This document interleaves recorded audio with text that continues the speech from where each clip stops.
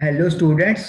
हम लोग अब करने वाले हैं class 8 math chapter number 2 linear equations in one variable exercise 2.4। हम लोग क्वेश्चन नंबर 6 तक कर चुके हैं और अब हम लोग क्वेश्चन नंबर 7 से स्टार्ट करेंगे। चलिए शुरू करते हैं। Hasan buys two kinds of cloth material for school uniforms. Hasan ने दो टाइप के मटेरियल खरीदे हैं कपड़े के स्कूल की यूनिफॉर्म के लिए। Shirt material that cost him 50 rupees per meter and trouser material that cost him 90 rupees per meter. Shirt के लिए जो कपड़ा है उसकी कॉस्ट 50 रुपीज है पर मीटर और ट्राउजर के लिए 90 रुपीज पर मीटर की कॉस्ट है। For every 3 meter of shirt material, he buys 2 meters of the trouser material. Shirt material के 3 मीटर के लिए जो ट्राउजर का मटेरियल है वो 2 मीटर चाहिए या उन्होंने खरीदा है।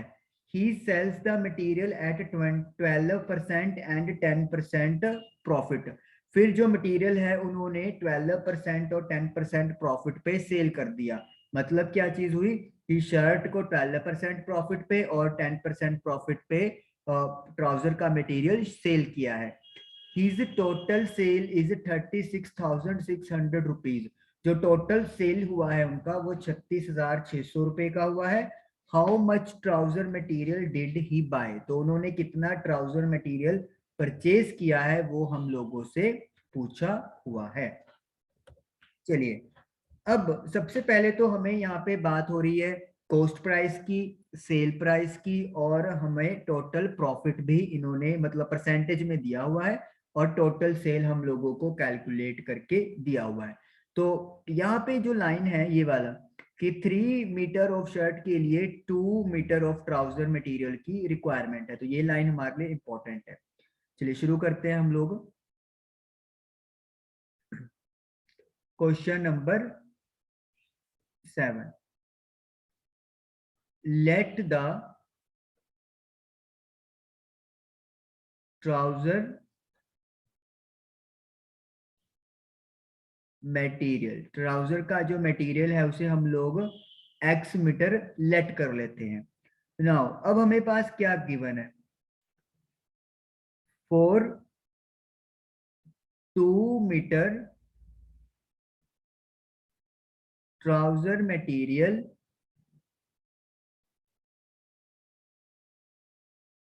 Shirt material required. अगर 2 मीटर का ट्राउजर मटेरियल चाहिए तो शर्ट का कितना मीटर का रिक्वायरमेंट है, 3 मीटर। अगर हमारे पास 1 मीटर का ट्राउजर मटेरियल हो तो फिर शर्ट का मटेरियल कितना चाहिए हमें, दैट इज 3/2 मीटर। और मैंने ट्राउजर मटेरियल कितना एज्यूम किया है, एक्स मीटर। तो एक्स मीटर ट्राउजर के लिए हमें कितना शर्ट चाहिए, 3/2 एक्स मीटर, ये हम लोगों को रिक्वायरमेंट है। अब बात करेंगे कॉस्ट की। Cost price of 1 metre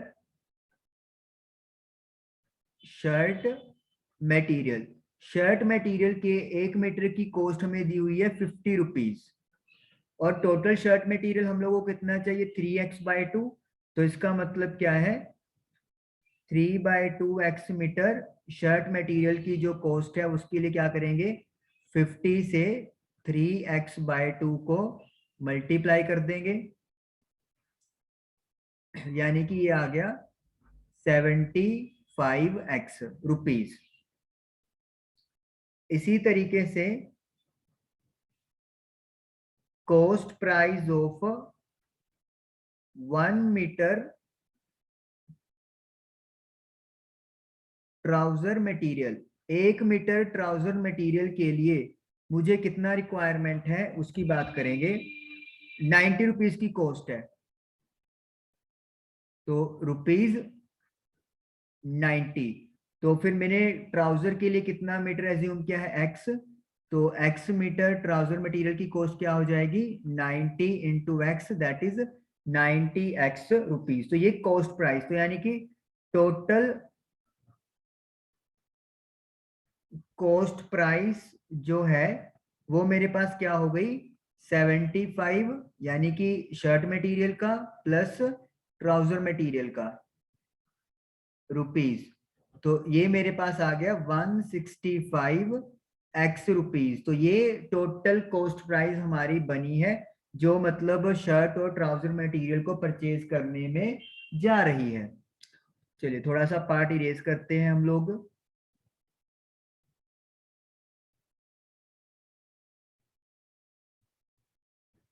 okay, तो उन्होंने टोटल सेल प्राइस दिया हुआ है, टोटल सेलिंग प्राइस। तो टोटल जो सेल है, जो सेल करने का प्राइस है, उन्होंने हमें दिया हुआ है 36,600। एक बार मैं चेक भी कर लेता हूँ। 36,600, यस, 12% एंड 10%, ठीक है जी।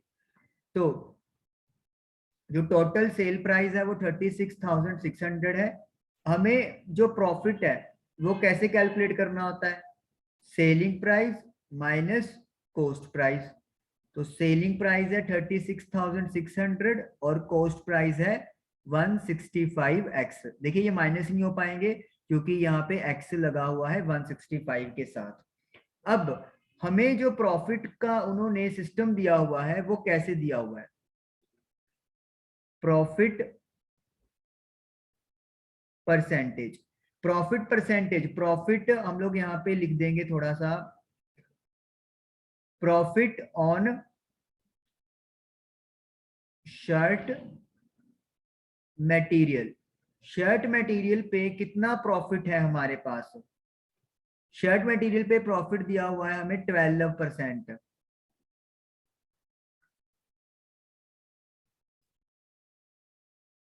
तो 12 by 100 into what is the cost price of shirt material 75x। इसको जब हम लोग सॉल्व करेंगे तो वी विल गेट 343, यानी कि 9x रुपीज। चलिए उसके बाद प्रॉफिट ऑन ट्राउजर मटेरियल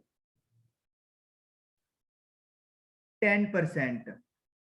तो 10 by 100 into what is the cost price of trouser material 90x। तो यानी कि ये भी कितना आ गया 9x रुपीज। तो यानी कि जो प्रॉफिट हुआ है ट्राउजर पे वो 9x रुपीज है और शर्ट मटेरियल पे भी 9x रुपीज है। नाउ अब अकॉर्डिंग टू क्वेश्चन क्या हो जाएगा कि जो आपका प्रॉफिट है शर्ट मटेरियल पे और जो प्रॉफिट है आपके पास ट्राउजर मटेरियल पे, वो टोटल किसके इक्वल है 36,600 माइनस 165x। तो शर्ट पे 9x है, ट्राउजर पे भी 9x है और टोटल है 36,600 माइनस 165x। अब x वाली सभी टर्म्स एक तरफ कर लेंगे हम लोग। x 36,600,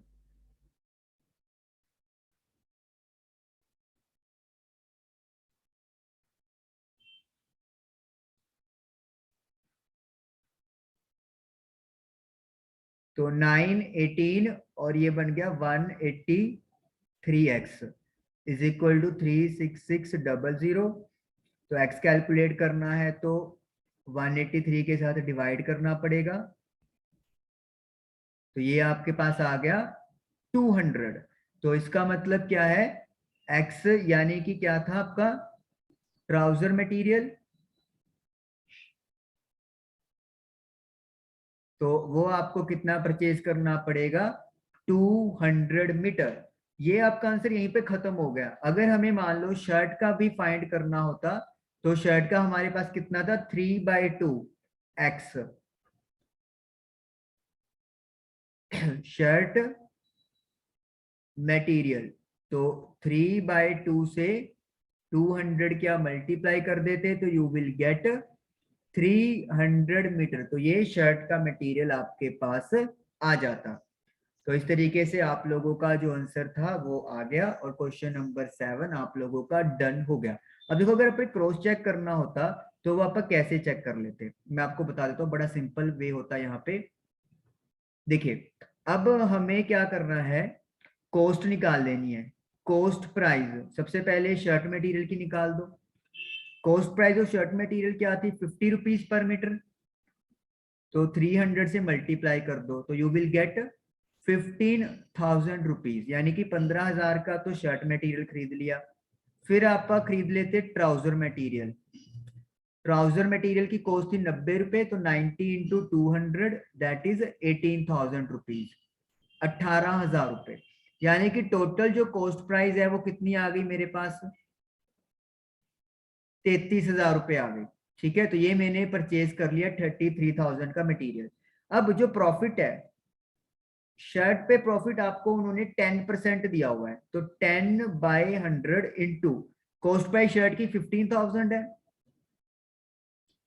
तो ये आपके पास 1,500 रुपए तो हो गया प्रॉफिट शर्ट मटेरियल पे।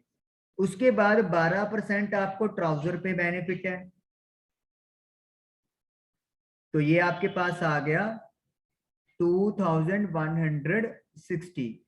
तो ये टोटल प्रॉफिट कितना बन गया आपके पास 3,660। तो अब आपको पता है सेलिंग प्राइस कैसे निकलता है, जब हम लोग कॉस्ट प्राइस में प्रॉफिट को ऐड कर देते हैं। तो कॉस्ट प्राइस आपके पास है 33,000 और जो प्रॉफिट आया है वो आया है 3,660 रुपए। तो ये सॉल्व करके आपके पास 36,660 रुपए आ गया और यही इन्होंने हमें सेल प्राइस दिया हुआ है। तो इसका मतलब क्या है, हमारा आंसर बिल्कुल सही है। लेकिन हमसे पूछा सिर्फ ट्राउजर मटेरियल के बारे में हुआ था, ये आपको सिर्फ इसलिए करवाया है ताकि अगर आपके पास एग्जाम में टाइम है तो आप लोग वेरीफाई कैसे कर सकते हो। चलिए अब करते हैं हम लोग क्वेश्चन नंबर 8। क्वेश्चन नंबर 8 है, half of a herd of deer are grazing in the field। Field में जितने आपके डियर का झुंड है, आई थिंक उनमें से आधे तो फील्ड में ग्रेजिंग कर रहे हैं। 3/4 of the remaining are playing nearby. जितने बच गए उनका 3/4 एक पास के बगीचे में या फिर पास के एरिया में खेल रहे हैं। The rest 9 are drinking water from the pond. और जो बाकी 9 बच गए वो पानी पी रहे हैं पॉन्ड से। तो नंबर ऑफ डियर्स कितने हैं वो हमें टोटल पता करने हैं। तो 3/4 ओके। सबसे पहले let the total number of dear in heard. तो कितने डियर अपन एज्यूम कर लेते हैं एक्स, और जितने डियर बच गए यानी कि x/2 उसका 3/4 क्या कर रहा है, उसका 3/4 जो है वो प्लेइंग कर रहा है, खेल रहा है। तो हम लोग क्या लिखेंगे, number of deers playing. So 3/4 of remaining deer यानी कि x/2, सो 3/8x। और कितने डियर हैं जो पानी पी रहे हैं,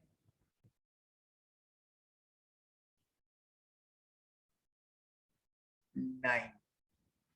तो अब कंडीशन क्वेश्चन के अकॉर्डिंगली क्या चीज है, जितने ग्रेजिंग कर रहे हैं यानी कि x/2, जितने खेल रहे हैं यानी कि 3/8x, और जितने पानी पी रहे हैं 9। वो टोटल क्या हो गए नंबर ऑफ डियर्स, जो क्या है हमारे पास x है। अब हम लोग क्या करेंगे, इस साइड का एलसीएम ले लो 8, तो 4x plus 3x plus 72 is equal to x। 4x plus 3x that is 7x plus 72 multiply हो जाएगा साथ ही में, और 8 इंटू एक्स 8x। अब 8x को लेफ्ट साइड पे ले आओ और 72 को राइट साइड पे, तो minus x is equal to minus 72, तो x की वैल्यू आ गई है 72। तो इसका मतलब टोटल कितने हिरन थे हमारे पास?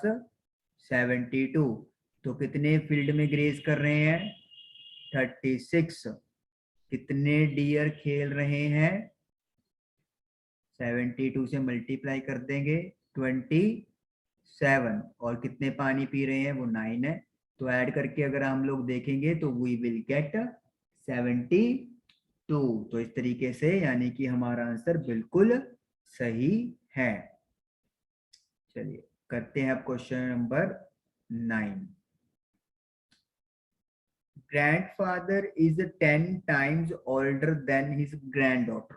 ग्रैंडफादर अपनी ग्रैंडडॉटर से 10 गुना बड़े हैं, 10 times. He is also 54 years older than her, और वो उससे 54 ईयर बड़े भी हैं। फाइंड देयर प्रेजेंट एज, तो उनकी प्रेजेंट एज पता करें। चलिए करते हैं। Let the present age of granddaughter, तो जो ग्रैंडडॉटर की एज है उसे हम लोग क्या लेट कर लेंगे? x years.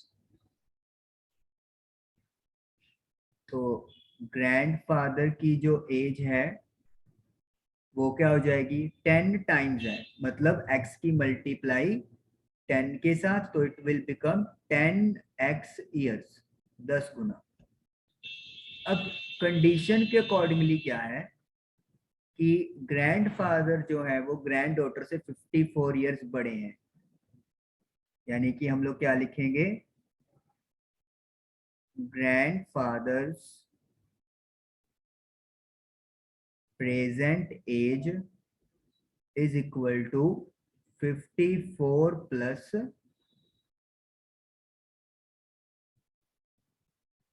Granddaughters present age. तो 10x is equal to 54 plus x। x को इधर ले आओ, सो 9x इज इक्वल टू 54,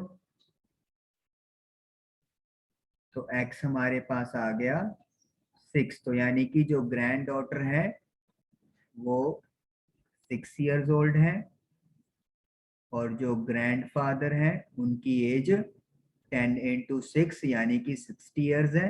और आप देख सकते हो ग्रैंडफादर ग्रैंड डॉटर से 54 ईयर बड़े भी हो गए। तो इस तरीके से हमारा आंसर यानी कि बिल्कुल सही है। चलिए क्वेश्चन नंबर 10 करते हैं, last question of this exercise.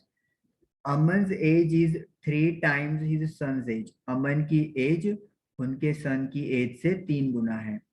10 years ago, 10 साल पहले, he was 5 times his son's age, वो अपनी सन की उम्र से 5 गुना बड़े थे। फाइंड देयर प्रेजेंट एज, तो उनकी प्रेजेंट उम्र पता करो। चलिए question number 10। Let the present age of Aman's son, Aman के सन की present age x year let कर लेते हैं। तो फिर अमन की एज क्या बताई हुई है उन्होंने? 3 टाइम्स यानी कि 3x। अब 10 years ago, 10 साल पहले, 10 years ago, एज ऑफ अमन सन, अमन के सन की एज क्या होगी? 10 क्या कर देंगे? माइनस, और 10 साल पहले अमन की एज क्या होगी? 3x -10। अब कंडीशन क्या दी हुई है आप लोगों को? कंडीशन ये दी हुई है कि 5-10 साल पहले अमन की जो एज है वो 5 टाइम्स 5 गुना होगी अमन के सन से। कितने साल पहले? 10 इयर्स एगो, ये चीज। ठीक, तो 10 साल पहले अमन की एज क्या है? x-10, और सन की एज क्या है? 3x, सॉरी सॉरी, गलत गलत गलत गलत। अमन की एज है 3x-10, और अमन के सन की एज है x-10। अब इसको सोल्व कर दो। 5 इंटू एक्स 5x, 5 इंटू 10 50। अब x वाले एक तरफ कर लो और कांस्टेंट एक तरफ कर लो, तो -2x इज इक्वल टू -40। तो x की वैल्यू आ गई 40/2, दैट इज इक्वल टू 20। तो यानी कि अमन के सन की जो एज है वो 20 ईयर्स आ रही है, और अमन की एज 3 इंटू 20 मतलब 60 ईयर्स आ रही है। अगर हम लोग कंडीशन में पुट करके देखें तो 10 साल पहले अमन की एज, अमन के सन की एज आएगी 10, और अमन की एज आएगी 50। तो बिल्कुल 50 जो है वो 10 का 5 टाइम्स हो गया। तो इसका मतलब कंडीशन सेटिस्फाई हो रही है और हमारा आंसर बिल्कुल सही है। एक्सरसाइज 2.4 हमारी कंप्लीट हुई। Thank you for watching the video.